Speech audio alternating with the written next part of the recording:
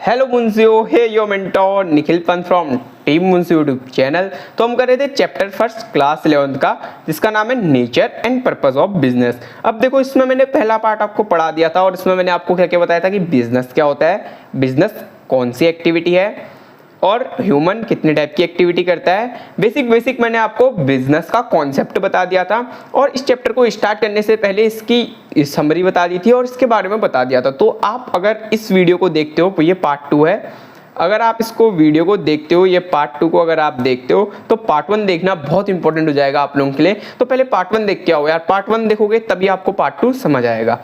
ठीक है, अब हमने कल जो पढ़ा था वो चीज़ ठीक है, हमने बिजनेस क्या होता है पढ़ लिया था, बिजनेस की इंपॉर्टेंस कैरेक्टरिस्टिक्स भी पढ़ ली थी। अब बिजनेस के ऑब्जेक्टिव क्या क्या हैं। देखो, ऑब्जेक्टिव का मतलब हिंदी में क्या होता है ना, उद्देश्य। उद्देश्य क्या है, उद्देश्य। बिजनेस का उद्देश्य क्या है, बिजनेस का ऑब्जेक्टिव क्या है। हम बोलते हैं ना तुम्हारा क्या ऑब्जेक्टिव है, तो वैसे ही बिजनेस का क्या ऑब्जेक्टिव है। बिजनेस क्या करता है, मेनली 3 ऑब्जेक्टिव को फॉलो करता है, एक इकोनॉमिक ऑब्जेक्टिव, एक सोशल ऑब्जेक्टिव, एक पर्सनल ऑब्जेक्टिव। ये तीनों ऑब्जेक्टिव को हम पढ़ेंगे डिटेल में। जो बिजनेस, अगर आप बिजनेस कर रहे हो तो आप भी ये 3 ऑब्जेक्टिव को फॉलो करोगे, तभी आपका बिजनेस जो है वो अच्छे से रन करेगा। तो अब तीनों को डिटेल में समझते हैं। देखो, पहला आ गया इकोनॉमिक ऑब्जेक्टिव। इकोनॉमिक ऑब्जेक्टिव क्या होता है, इसको समझते हैं। As a business is an economic activity. मैंने आपको पहली वीडियो में बनाया था कि इकोनॉमिक एक्टिविटी क्या होती है और नॉन इकोनॉमिक एक्टिविटी क्या होती है। मैं अभी भी बोल रहा हूँ, अगर आपने पार्ट 1 नहीं देखा है तो पार्ट 1 देखो, तभी आपको ये वीडियो अच्छे से समझ में आएगी, तभी आप अच्छे से कॉन्सेप्ट को क्लियर कर पाओगे। अब business is an economic activity. Economic activity क्या होती है, जिसमें हमारा जो मेन गोल है वो पैसा कमाना होता है, अपनी लाइवलीहुड को अर्न करना होता है, उसे हम बोलते हैं economic activity. Business is an economic activity, so most important object of business is an economic objective. जो बिजनेस है वो इकोनॉमिक ऑब्जेक्टिव है, जिसमें हमारा जो मेन मोटिव, पहले आप लोग मेरे को बताओ बिजनेस की डेफिनेशन क्या होती है, जल्दी कमेंट सेक्शन में बताओ बिजनेस की डेफिनेशन होती क्या है। तो बिजनेस का जो मेन ऑब्जेक्टिव है, जो गोल है, वो पैसा कमाना ही होता है। बिजनेस का जो पहला ऑब्जेक्टिव होता है वो होता है इकोनॉमिक ऑब्जेक्टिव। अब इकोनॉमिक ऑब्जेक्टिव के अंदर ना 3 चीजें आती हैं जो बहुत मेन चीजें हैं। ये 3 चीजें क्या हैं, पहले है सर्वाइवल, दूसरा है प्रॉफिट, तीसरा है ग्रोथ। अब मैं आपको बहुत बेसिक एग्जांपल के साथ ये समझाऊंगा कि बिजनेस इकोनॉमिक ऑब्जेक्टिव को फॉलो कैसे करता है, आपको बहुत क्लियर हो जाएगा। मान लो आपने एक बिजनेस खोला, एक बिजनेस नहीं, अब आपको मैं प्रैक्टिकल एग्जांपल दूंगा, क्योंकि आपने बिजनेस, यार बिजनेस तो आपको हर कोई पढ़ा रहा है अपना इतना एग्जांपल देके, पर practical example, real life example देके जो समझाएगा वो सिर्फ टीम मुंशी समझाएगा। तो ध्यान से सुनो। देखो, बात करते हैं जियो की। जियो जब मार्केट में आया, उसने क्या किया, पहले सबको फ्री नेट दिया, सबको फ्री नेट दिया, ताकि उसकी क्या होगा, सिम खरीद पाए। उसके कॉम्पिटिटर कौन कौन थे, वीआई था, एयरटेल था, बीएसएनएल था, ठीक है, ये इसके कॉम्पिटिटर थे। तो इसने अपने कॉम्पिटिटर से कॉम्पीट करने के लिए पहले सबको फ्री क्या दिया, नेट दिया, फ्री रिचार्ज दिया, ताकि ये सरवाइव कर पाए मार्केट में, क्योंकि इसके बड़े बड़े कॉम्पिटिटर बहुत ज़्यादा थे। उसके बाद क्या किया, इसको प्रॉफिट होने लग गया। ठीक है, प्रॉफिट होने लग गया। प्रॉफिट कैसे हुआ, जियो से सिम परचेज करी, तो जियो ने जब सर्वाइवल किया, उसके बाद जियो ने सिम परचेज हुई, उसने अच्छे से सर्वाइव कर लिया था मार्केट में, अपना नाम बना लिया था। उसके बाद उसने प्रॉफिट बनाना शुरू किया। प्रॉफिट कैसे बनाना शुरू किया, उसने पैसा लेना स्टार्ट कर दिया रिचार्ज के बदले।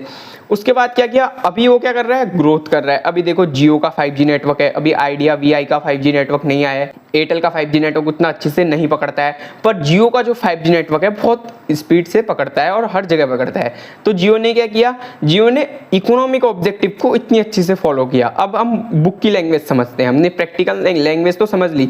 जब तक आप बिजनेस में प्रैक्टिकल एग्जांपल्स के साथ रिलेट नहीं करोगे ना, तो आपके लिए वही नॉर्मल हो जाएगा, क्लास में भी वही पढ़ाएंगे, यूट्यूब में भी पढ़ाएंगे, आप फायदा क्या होगा तुम्हें। तो प्रैक्टिकल नॉलेज, प्रैक्टिकल एग्जांपल बहुत इंपॉर्टेंट है। तो पहला है सर्वाइव करना। कोई भी बिजनेस आता है, आपने अगर बिजनेस खोल दिया तो देखो अगल बगल आपके बहुत कॉम्पिटिटर हैं, तो आपको वहाँ उनके साथ सर्वाइव करना पड़ेगा। चाहे आपको आपका प्रॉफिट ना आए, फिर भी आपने सर्वाइव करना पड़ेगा।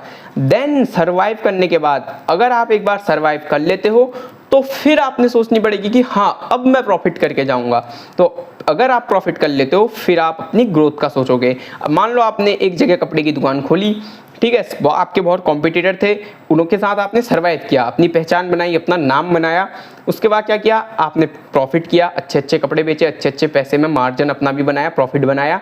उसके बाद ग्रोथ करिए, उसके बाद दूसरी जगह दुकान खोल दी, फिर तीसरी जगह, फिर चौथी जगह, ऐसे आपका बिजनेस हो गया ग्रो, जैसे मैंने अभी जियो का एग्जांपल दिया। अब बात करते हैं सोशल ऑब्जेक्टिव क्या क्या होते हैं बिजनेस के।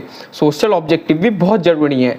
इट मीन्स द रिस्पॉन्सिबिलिटी और doing good things. Good things क्या क्या? वर्क टूवर्ड्स सोसाइटी, सोसाइटी के लिए अच्छा काम करना, सोसाइटी है उसका ध्यान रखना, क्योंकि सोसाइटी तो आपकी कस्टमर है। जैसे अगर आपने दुकान खोली तो आपके अगल बगल वाले ही तो आपके कस्टमर होंगे, आपका इन्वायरमेंट, आपके सिटी के लोग ही तो आपके कस्टमर होंगे। तो आपकी रिस्पॉन्सिबिलिटी बनती है आप अच्छी चीज़ें करो, गुड थिंग्स मतलब अच्छी अच्छी चीज़ें करो। अब वो अच्छी चीज़ें क्या हो सकती हैं उसे देख लेते हैं। वो अच्छी चीज़ें होती हैं, प्रोवाइड गुड क्वालिटी प्रोडक्ट, अच्छी क्वालिटी के प्रोडक्ट दो। अच्छी क्वालिटी के प्रोडक्ट अगर आप दोगे तो आपको सोशल वर्क भी होगा, ठीक है, आप सोशल ऑब्जेक्टिव भी फुलफिल करोगे। अगर आप बेकार क्वालिटी के प्रोडक्ट दोगे तो ऑब्जेक्टिव फुलफिल नहीं करते हो। आपको 300 रुपये की शर्ट पड़ ली है जिसमें आपको एक अच्छा मार्जिन भी मिल जा रहा है और एक अच्छा कपड़ा भी मिल जा रहा है, तो क्या होता है, आप गुड क्वालिटी प्रोडक्ट अपने कंज्यूमर को दे रहे हो तो आपका सोशल ऑब्जेक्टिव भी फुल हो गया। अब आप 300 रुपये में एकदम रद्दी 50 रुपये वाली शर्ट बेच रहे हो तो ये सोशल ऑब्जेक्टिव फुलफिल नहीं हुआ। तो आपने गुड क्वालिटी के प्रोडक्ट देने हैं। एम्प्लॉयमेंट जनरेशन, ऑब्वियस सी बात है, अगर आप बिजनेस खोलोगे तो एम्प्लॉयमेंट तो बढ़ेगा ही बढ़ेगा। एम्प्लॉयमेंट आपने जनरेट करके देना पड़ेगा, उसी सोसाइटी से आपने एम्प्लॉयमेंट को लेना है। देखो आप चैरिटी कर सकते हो, वेलफेयर में आप अपना पैसा दे सकते हो, taking care of environment, environment को हार्म नहीं करना है, इन्वायरमेंट का ध्यान रखना है, ठीक है, ये सोशल ऑब्जेक्टिव हो गया। अब बात कर लेते हैं पर्सनल ऑब्जेक्टिव की। देखो कई सारी बुक में इसका नाम पर्सनल ऑब्जेक्टिव है, ठीक है, पर्सनल ऑब्जेक्टिव, कई सारी बुक में इसको पर्सनल ऑब्जेक्टिव भी बोलते हैं, पर मैं मानता हूं कि ये पर्सनल ऑब्जेक्टिव है। पर्सनल ऑब्जेक्टिव क्यों? क्योंकि ये रिलेट करता है एम्प्लॉय से। These objective are related to employees of the organisation, जो ऑर्गेनाइजेशन के एम्प्लॉय हैं उससे रिलेट करता है ये वाला ऑब्जेक्टिव। उससे कैसे रिलेट करता है? Employ are the greatest asset of the organisation. Employ जो है वो ग्रेटेस्ट एसेट है ऑर्गेनाइजेशन के। अभी एसेट क्या होता है? एसेट मतलब होता है the valuable thing which businessman have. अब आपको एसेट नहीं पता, लायबिलिटीज नहीं पता, मैंने आपको पिछली वीडियो में बोला था, ये है बेसिक टर्म्स ऑफ अकाउंटेंसी, मतलब अकाउंटेंसी की ABCD। अगर आपने फर्स्ट क्लास में एडमिशन लिया था तो आपने ABCD, क ख ग घ और अ आ क ख और 1 2 3 4 सीख के ही तो पढ़ाई स्टार्ट करी थी। तो आपने अभी एक नया सब्जेक्ट लिया है यार, आपने कॉमर्स आपके लिए टोटली नया है, तो आपको पता होना चाहिए कि अकाउंटेंसी की टर्म क्या होती है, कॉमर्स की टर्म क्या होती हैं। तो इस पर्टिकुलर टॉपिक में बेसिक अकाउंटिंग टर्म्स में जो हमारे सर हैं जो आपको अकाउंटेंसी और इकोनॉमिक्स पढ़ाते हैं, उन्होंने बहुत मेहनत करके इतनी अच्छी एनिमेटेड वीडियो बनाई है ताकि आपको डिटेल में पता चल जाए कि अकाउंटेंसी की टर्म्स क्या क्या होती हैं, अकाउंटेंसी की भाषा क्या होती है। उन्होंने आपको डिटेल में बता रखा है एनिमेशन के थ्रू। इस वीडियो के बाद जरूर उस वीडियो को जाके देखें। जो एम्प्लॉय है वो सब अपना ग्रेटेस्ट एसेट होता है ऑर्गेनाइजेशन का। जो एम्प्लॉय होता है वो सबसे ग्रेटेस्ट एसेट होता है ऑर्गेनाइजेशन का। So it is important for the organisation. ये ऑर्गेनाइजेशन के लिए बहुत जरूरी होता है कि उसका ध्यान रखे, take care of their employ, अपने एम्प्लॉय की देखभाल करे, ये उसका सबसे इंपॉर्टेंट ऑब्जेक्टिव होता है। इसके अंदर क्या क्या हो सकते हैं? प्रोवाइडिंग गुड इन्वायरमेंट, अब अपने एम्प्लॉय को, अपने काम करने वालों को एक अच्छा वातावरण दे सकते हो। गिविंग फेयर सैलरी, उसके काम के अनुसार जितना वो काम करता है उसके हिसाब से उसको सैलरी आप प्रोवाइड करो। रिस्पेक्ट, उसकी रिस्पेक्ट करो। डेवलपमेंट ऑफ द एम्प्लॉय, उसका डेवलपमेंट करो। फ्यूचर सेफ्टी ऑफ एम्प्लॉय, उसकी फ्यूचर की सेफ्टी बना के चलो, उसको फ्यूचर, उसका जो फ्यूचर है उसको सेव करके चलो। ये नहीं कि यार आज तुमने रखा कल उसको साइड कर दो। उसका डेवलपमेंट करो, उसको चीज़ें सिखाओ। जैसे किसी भी ऑर्गेनाइजेशन के अंदर कोई बंदा आता है उसको चीज़ें सिखाई जाती हैं, उसको ट्रेनिंग दी जाती है, उसका डेवलपमेंट किया जाता है। तो ये होता है पर्सनल ऑब्जेक्टिव। आप इन दोनों का एक बार स्क्रीनशॉट ले लो, ठीक है, इनको आप ध्यान से एक बार दोबारा से पढ़ भी लेना, ठीक है। इकोनॉमिक ऑब्जेक्टिव क्या होते हैं? जो सर्वाइवल, प्रॉफिट, ग्रोथ की बात करते हैं। सोशल ऑब्जेक्टिव क्या होते हैं? जो सोसाइटी से रिलेटेड बात करते हैं, जो हमें गुड क्वालिटी प्रोडक्ट, ये सब मैं इसको हटा ही देता हूँ यार, आप लोग एक बार स्क्रीनशॉट ले लो, ठीक है, इसका भी स्क्रीनशॉट ले लो और इसका भी स्क्रीनशॉट आप ले लो। अब बात कर लेते हैं क्लासिफिकेशन ऑफ बिजनेस एक्टिविटीज। मैंने आपको पिछली वीडियो में बताया था कि बिजनेस एक्टिविटीज क्या होती हैं, तो उनका क्लासिफिकेशन है। देखो बिजनेस एक्टिविटीज को ना दो टाइप में क्लासिफाई किया है, एक तो इंडस्ट्री जो हम आज की वीडियो में कवर करेंगे, एक है कॉमर्स जो हम अगली वीडियो में कवर करेंगे, क्योंकि चैप्टर बहुत बड़ा है यार, हम इसको पार्ट्स में पढ़ेंगे तब हमें इसको ईजिली समझ पाएंगे। देखो इंडस्ट्री क्या होती है, industry concerned with the production and processing of goods, जहां जो सामान होता है, गुड्स का मतलब मैंने इससे पहली वीडियो में बताया था। अगर आपको ये टर्म्स समझ में नहीं आ रही है ना, तो आपने बेसिक अकाउंटिंग टर्म्स की वीडियो देखनी ही पड़ेगी, चाहे वो आप हमसे देखोगे तो ये फायदा है कि आपको दिमाग में बैठ जाएगा, और किसी और से देखोगे तो फिर भी आपको पढ़ना तो पड़ेगा ही। हमने एनिमेटेड से और एग्जाम्पल के थ्रू समझाया है, तो आपके दिमाग में बैठना ही बैठना है। देखो इंडस्ट्री क्या होती है, concerned with the production and processing of goods, जिसमें हम प्रोडक्शन करते हैं और प्रोसेस करते हैं किसी सामान को, वो इंडस्ट्री होती है। आपके दिमाग में इंडस्ट्री सोचते ही क्या आता है यार, हाँ कहीं सामान बन रहा है, कुछ कारखाना चल रहा है, बन रहा है, सामान बन रहा है, उसे ही हम इंडस्ट्री बोलते हैं। अब इंडस्ट्री भी तीन टाइप की होती है, एक होती है प्राइमरी इंडस्ट्री, एक होती है सेकेंडरी इंडस्ट्री, एक होती है टर्शरी इंडस्ट्री। ये तीनों को हम अच्छी से समझते हैं, और इंडस्ट्री का टॉपिक भी हम आज ही खत्म कर देंगे, कल कॉमर्स बचेगा, इसको हम कल करेंगे। तो बढ़ते हैं आगे। तो मीनिंग ऑफ इंडस्ट्री, अब इंडस्ट्री क्या है, the term industry refer to all economic activity involved in the production and the processing of goods and services। देखो इंडस्ट्री टर्म रिफर करता है सारी इकोनॉमिक एक्टिविटी क्या से हम पैसा कमाते हैं, ऐसी एक्टिविटी जो इन्वॉल्व होती है प्रोडक्शन से, जिसमें हम प्रोडक्शन करते हैं किसी भी गुड्स एंड सर्विसेज का, और प्रोसेसिंग करते हैं, प्रोडक्शन क्या मैन्युफैक्चर करते हैं किसी भी गुड्स और सर्विसेज का। It include the extraction of raw material into finish goods, इसमें क्या करते हैं हम, जो रॉ मटेरियल होता है, जो एक रॉ प्रोडक्ट होता है, उसको फिनिश गुड्स में लाते हैं, एक अच्छा प्रोडक्ट बनाते हैं, एक रॉ मटेरियल से एक अच्छा प्रोडक्ट बनाते हैं। Industry help in economic development by generating employment, जो इंडस्ट्री है वो हमारे इकोनॉमी के डेवलपमेंट में भी हेल्प करता है, क्योंकि ये एम्प्लॉयमेंट जनरेट करता है, रेवेन्यू इससे जनरेट होता है, और ये इनोवेशन लाता है। देखो अगर आप कोई प्रोडक्ट से, आप कोई रॉ मटेरियल से एक फिनिश गुड्स बनाते हो, तो इनोवेशन तो आती ही आती है। टाइप्स ऑफ इंडस्ट्री मैंने बताया तीन टाइप की इंडस्ट्री होती हैं, प्राइमरी इंडस्ट्री, सेकेंडरी इंडस्ट्री और टर्शरी इंडस्ट्री। इनको डिटेल में पढ़ते हैं, ये होते क्या हैं। देखो पहला आ गया प्राइमरी इंडस्ट्रीज को थोड़ा और जूम कर लेते हैं। इंडस्ट्री इन्वॉल्व द एक्सट्रैक्शन मतलब होता है निचोड़, कहीं से निकालना चीज़ों को, एंड यूटिलाइजेशन मतलब यूज करना of natural resources. Primary industry क्या होती है, जो नेचुरल रिसोर्सेज होते हैं। नेचुरल रिसोर्सेज क्या, आपके इन्वायरमेंट में जो भी नेचुरली चीज़ें बनी हुई हैं, पेड़ पौधे, पहाड़, नदी नाले, जितने भी नेचुरल चीज़ें हैं, इनको निकाल के इनका यूटिलाइजेशन करके प्रोडक्ट बनाना, वही प्राइमरी इंडस्ट्री के अंदर आता है। प्राइमरी इंडस्ट्री दो टाइप की होती हैं, एक एक्सट्रैक्टिव इंडस्ट्री, एक जेनेटिक इंडस्ट्री। इन दोनों को ही पढ़ते हैं। क्या होता है ये एक्सट्रैक्टिव इंडस्ट्री, क्या होती है, इन्वॉल्व द एक्सट्रैक्शन, इससे हम निकालते हैं, क्या निकालते हैं, ऑफ अ नेचुरल रिसोर्सेज, हम निकालते हैं जिससे नेचुरल रिसोर्सेज, जिस इंडस्ट्री में हम नेचुरल रिसोर्सेज को निकाल के प्रोडक्ट बनाते हैं, वो होती है एक्सट्रैक्टिव इंडस्ट्री। जैसे देखो माइनिंग हो गया, फिशिंग हो गया, फॉरेस्ट्री हो गया। फॉरेस्ट कैसे हो गया, देखो जैसे हमने पेड़ काट दिए, पेड़ से हमने लकड़ी बनाई, ये भी तो एक प्रोडक्ट, लकड़ी जलाने के लिए बनाई, ये भी तो एक प्रोडक्ट बन के निकला ना। हम नदी में गए, नदी नेचुरली है, नेचुरल रिसोर्स तो है नदी, इन्वायरमेंट से रिलेटेड तो है, नदी में गए और मछली मारने गए, मछली मारी, दुकान में बेच दी, तो ये भी तो प्राइमरी इंडस्ट्री के अंदर आया। कोल माइन होती है, कोयले की खदानें होती हैं, देखो उसकी माइनिंग करी, देखो माइनिंग बोला है यहाँ पे, माइनिंग करके हमने जो कोयला निकाला, वो भी तो प्राइमरी इंडस्ट्री के अंदर आया। नेचर से हम जो भी चीज़ निकालते हैं for utilization, for the use of customer, या for the use of humans, और for the use of humans, वो आता है प्राइमरी इंडस्ट्री के अंदर। और प्राइमरी इंडस्ट्री मैंने बताया कितने टाइप की होती है, दो टाइप की, एक्सट्रैक्टिव और जेनेटिक। एक्सट्रैक्टिव में क्या होता है, हम एक्सट्रैक्ट करते हैं, एक्सट्रैक्टिव वर्ड से ही समझो आप, हम एक्सट्रैक्ट करते हैं।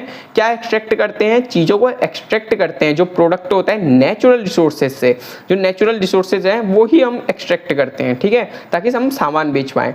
अब होता है जेनेटिक इंडस्ट्री। जेनेटिक इंडस्ट्री क्या होता है, involve breeding and reproduction of plant and animal. जैसे आप डेयरी फार्मिंग करते हैं, ठीक है, दूध दही हम बेचते हैं, एग्रीकल्चर करते हैं, ये जो धान आता है, ये भी तो एक नेचुरल प्रोसेस है, नेचुरली काम हो रहा है ना, तो जेनेटिक इंडस्ट्री के अंदर ये आता है। अब बात करते हैं सेकेंडरी इंडस्ट्री क्या होती है। Secondary industry those industry which convert raw material into finished goods. देखो सेकेंडरी इंडस्ट्री जो होती है ना, वो रॉ मटेरियल को फिनिश्ड गुड्स में कन्वर्ट कर देती है। कोई भी रॉ मटेरियल अगर हमने प्राइमरी इंडस्ट्री को एक तरीके से प्राइमरी इंडस्ट्री का एक्सट्रैक्ट है, प्राइमरी इंडस्ट्री से जो भी रॉ मटेरियल आता है उसको फिनिश्ड गुड्स में कन्वर्ट कर देती है। यहाँ पे मैं आपको एक एग्जांपल देता हूँ। देखो मैं सारी चीज़ें एग्जाम्पल से क्लियर करने में बिलीव करता हूँ, क्योंकि बिजनेस स्टडीज़ में जितने ज़्यादा एग्जाम्पल हो ना, बिजनेस स्टडीज़ को पढ़ने में उतना ही मज़ा आता है।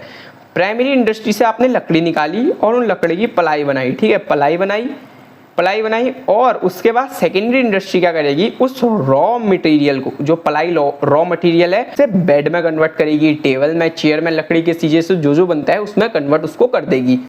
तो आप समझ गए होंगे सेकेंडरी इंडस्ट्री होती क्या है। सेकेंडरी इंडस्ट्री जो होती है वो कन्वर्ट करती है रॉ मटेरियल को फिनिश्ड गुड्स के अंदर। सेकेंडरी इंडस्ट्री दो टाइप की होती है, मैन्युफैक्चरिंग इंडस्ट्री, कंस्ट्रक्शन इंडस्ट्री। दो टाइप की इंडस्ट्री होती है, बट मैन्युफैक्चरिंग इंडस्ट्री के अंदर 4 टाइप की इंडस्ट्री और आती है जिन्हें भी आपने पढ़ना पड़ता है।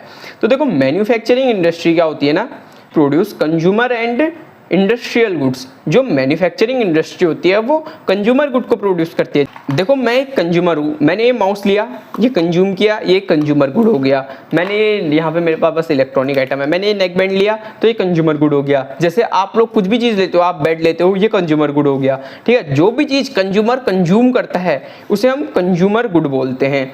और जो इंडस्ट्री कंज्यूम करती है, इंडस्ट्री लेती है, वो इंडस्ट्रियल गुड हो गया। जैसे वो मशीनरी हो गई, बड़ी बड़ी मशीनरी हो गई, या कोई ऐसी इंडस्ट्री में यूज़ होने वाला आइटम, वो इंडस्ट्रियल गुड। तो मैन्युफैक्चरिंग इंडस्ट्री क्या करती है, कंज्यूमर गुड बनाती है। हर कोई कंज्यूमर है आजकल, हर कोई कंज्यूमर है, हर कोई ना कोई गुड कंज्यूम करता है। तो हम भी कंज्यूमर है, जो हम गुड कंज्यूम करते हैं वो कंज्यूमर गुड। तो मैन्युफैक्चरिंग इंडस्ट्री क्या करती है, कंज्यूमर और इंडस्ट्रियल गुड्स को बनाती है। इसके अंदर आते हैं analytical industry, synthetical industry, processing industry और असेंबलिंग इंडस्ट्री। तो हम इनको डिटेल में पढ़ते हैं। पहले जान लेते हैं एनालिटिकल इंडस्ट्री क्या होती है। एनालिटिकल इंडस्ट्री क्या करती है, ब्रेक डाउन करती है रॉ मटेरियल्स को इनटू सर्वाइवल प्रोडक्ट। जो रॉ मटेरियल होता है, मान की खुदाई करने गए, पेट्रोल की खुदाई, पेट्रोल तो एक प्योरेस्ट फॉर्म है, पेट्रोल तो एक मतलब रिफाइंड फॉर्म है। उससे पहले डीजल निकलता है, उससे पहले केरोसिन निकलता है। तो केरोसिन को हमने और रिफाइन किया, ठीक है, केरोसिन को हमने ब्रेक डाउन किया और ब्रेक डाउन किया तो उससे क्या निकला, डीजल निकला। डीजल को और ब्रेक डाउन किया, उससे क्या निकला, पेट्रोल निकला। तो हम क्या करते हैं ना, ब्रेक डाउन करते हैं रॉ मटेरियल्स का, ताकि हम एक नया प्रोडक्ट बना पाएं, जो प्रोडक्ट हमें चाहिए। यहाँ पे लिखा भी है एग्जांपल में, ऑयल रिफाइनरी। हमने ऑयल को रिफाइन करना पड़ता है ताकि हमें जो ऑयल है वो मिल सके। नेक्स्ट है सिंथेटिकल इंडस्ट्री। सिंथेटिकल इंडस्ट्री क्या होती है, वो कंबाइन करती है डिफरेंट मटेरियल को। जो मटेरियल होते हैं उनको डिफरेंट अलग अलग मटेरियल को कंबाइन करके एक प्रोडक्ट बनाती है। जैसे सीमेंट हो गया, सीमेंट को बनाने के लिए क्या चाहिए, रेता चाहिए, बजरी चाहिए, पता नहीं अब आप अगर आपने 10th में केमिस्ट्री ढंग से पढ़ी होगी तो पीओपी भी चाहिए होता है।